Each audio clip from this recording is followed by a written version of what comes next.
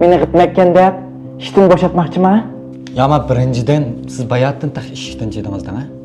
Bizden ma 100 liranın intihamı başlanmadı tahi. Şimdi Latiya'nın setiş bilmege 100 liranı kettigensiz o intihamıga. İkinciden bu gitmek olamsız, bulmamsız, bu hizmet erişelemsiz, münasebeti yokmuş ikisinin.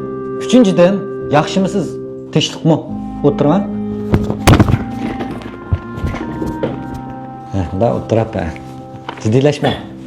Adılan sizden mi şu birinci sual sorup baksam? Meni gitmekken deb savol so'rab tatmoqchimi?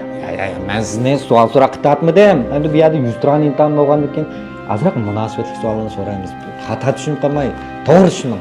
Oldindan so'rab baksam siz shu ism familiyasi degan kattakiga nomsiz deb yozib qo'yapsiz. Undanmoqchi. Ha? Gitmek ismini nomsiz deb qo'yib bo'lmamdikan? Yo'q. Odatda bu nomsiz degan ismni bunda ismni haqqi buduksi yo'qlar, mashhur shaxslar, yozuvchilar degandeklar ishlatib endi. Yani alımat desem de yüzünüzün hakiki ismimi namsız olup kalmasa. İsminiz namsız mı? Yo'q. Emse isminizni bilib baksam bo'ladimi? Menchu ismimni bilmayman. Ha? Taqashdimi? Bir yerda gitmek ismini bilmas bo'lmaydi degan gap bormikan? Jinim chiqdimi aqto'y. Ha, bo'ldi. Ism to'g'risida takrorlashmayli. Endi davomlashtirilma. Ma tug'ilgan vaqti degan kattakiga W deb yozib qo'yibsiz, nima ish bu? Bir yerda gitmekning tug'ilgan kuni W bo'lsa maydi degan gap bormikan? Bo'lmaydi. W degan harf bu, son emas, harf bu. Ha, amsi gitmek harf tug'is bo'lmaydi deyli. Gitmek emas, har qanday odam harf tug'ilsa bo'lmaydi. Tug'ilgan kun degan mana yil, oy, kun, sonlar bilan bo'ladi. Nima ish qilyapsiz? Nima bu shimshimlarni beshingiz to'kisiz?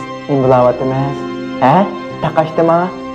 Bir yerda gitmek shimshimlarni beshiga to'kis bo'lmaydi deydigan gap bormikan?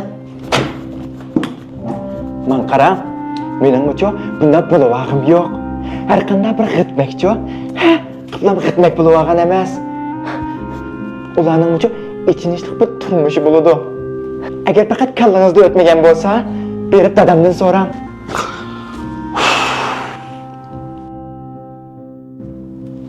Unutib ketaylik. Bu to'g'risida paranglashmaylik. Ha? 100 liranın intihamini normal elib bordi, ha? Men gitmek o'qigandan keyin 100 liranın intihomingiz normal davomlashmayapti deyli.